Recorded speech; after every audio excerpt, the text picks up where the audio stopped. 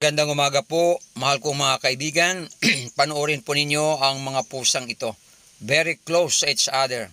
Sana po ay ganito ka-close ang magpamilya, ang ating mga pamilya, na talagang they are so close to each other. Mahal kong mga kaibigan, nakaka-relate po ako dahil nung kami maliliit pa ay talagang very close kami, natutulog na magkasama, pati ang mga magulang. Kung kaya't kami ay hanggang ngayon ay very close sa isa't isa.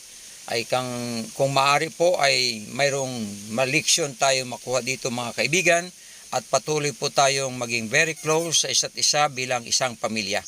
Maraming salamat sa Panginoon na tayo ay may patuloy nawa tayo na magmahalan bilang isang pamilya habang tayo ay magkasama sapagkat pag lumaki na ang mga bata magkakahiwalay at tayo po ay magkakanya-kanya. Kaya habang tayo ay may pagkakataong magsama-sama, ay magsama-sama po tayo